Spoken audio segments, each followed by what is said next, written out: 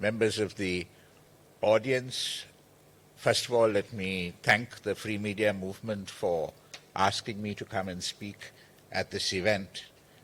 As some of you may know, my association and CPA's association with the Free Media Movement actually goes back to the 1997 Broadcasting Bill, where we all worked together to petition the Supreme Court to strike down the bill. And what is more, we also worked together thereafter to come up with what was called the Colombo Declaration on Media Freedom and Social Responsibility, which was the parent document, if you like, for the whole idea of media self-regulation, and indeed the Sri Lanka Press Institute. So there is a sense of, the more things change, the more they remain the same insofar as the idea about controlling the media is something that governments can never get rid of.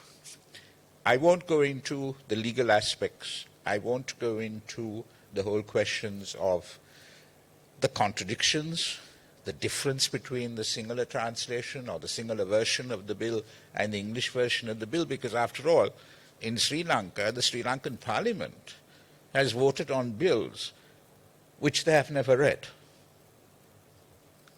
They voted not on bills which they have never read, they have voted on amendments to the Constitution, which they had no idea about.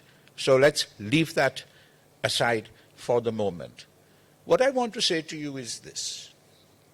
Why do we need a bill of this nature, a commission of this nature, and why now? This is the 21st century. This is the 21st century of a globalized world. Governments should understand that they cannot control technology in particular. Sometimes we are given the statistic that by 2030 or whatever it is, 35% of the jobs in the world will be done by AI, artificial intelligence. We're living in a world, therefore, in which the ability of government to control things is reducing considerably. Okay? Therefore, at the same time, there is a responsibility on the part of society to make sure that there is justice, there is equity, there is social order, and that there are ethics and moral standards as far as public life is concerned. So the first point that I want to make to you is this, is that I am personally in favor of the whole self-regulatory argument. However, we have to make sure that those who are going to regulate themselves are aware of the responsibilities, have the capabilities to do so. And that, of course, is something that can evolve by continuing experience of doing this self-regulation.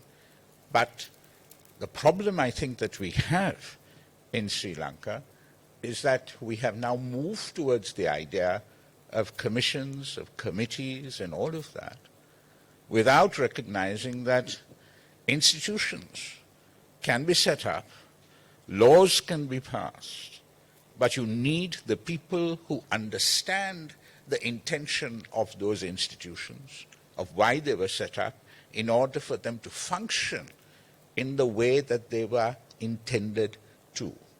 We can make institutions and laws.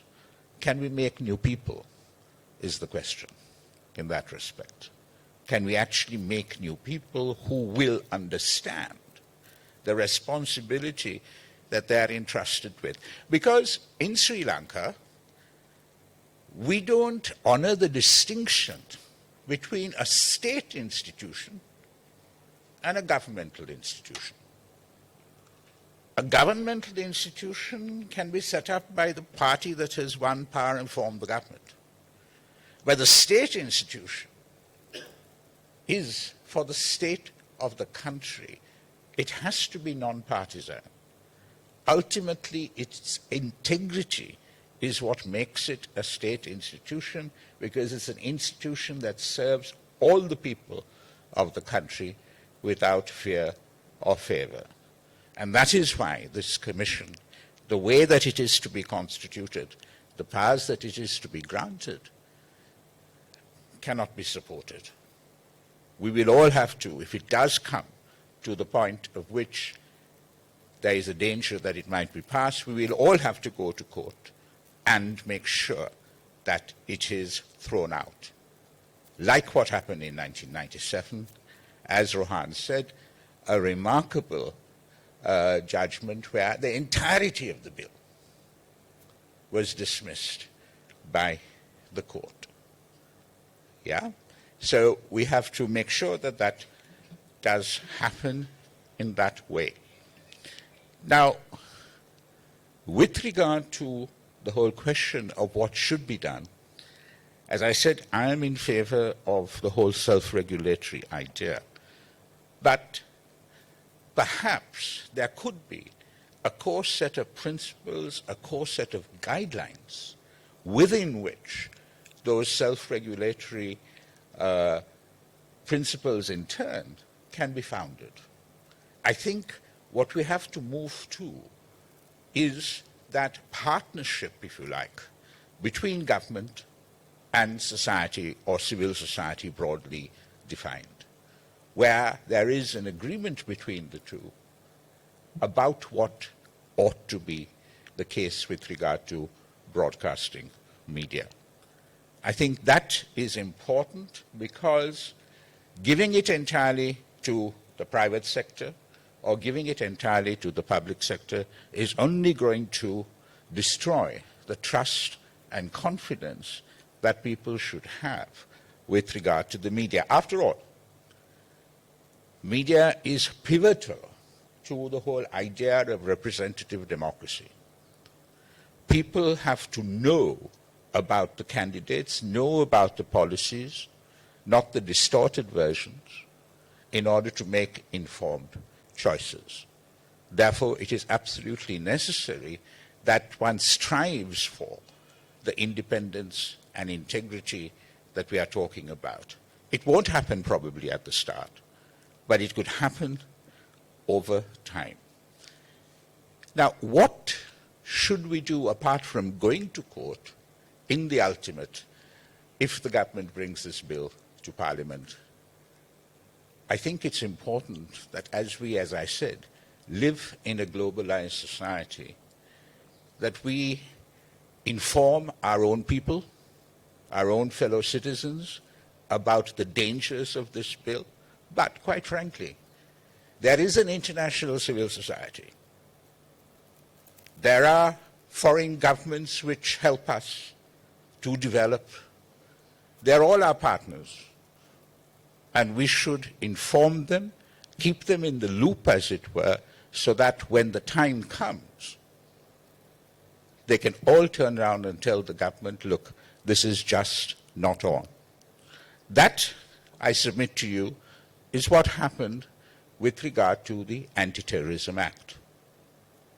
As you know, GSP Plus, the great trade concession, is based on signature and ratification and implementation of 27 human rights and international labor standards.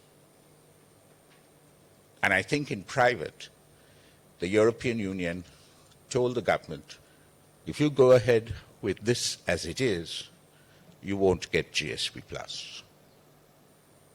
So we have to recognize, therefore, that there has to be a coalition, as it were, between us domestically and those who are our friends internationally, whether it be the UN Human Rights Council, whether it be the Commonwealth Press Union or whoever, that we have to bring into this to strengthen our efforts But primarily, of course, it must be something that we do. And in that respect, I want to say to you that the responsibility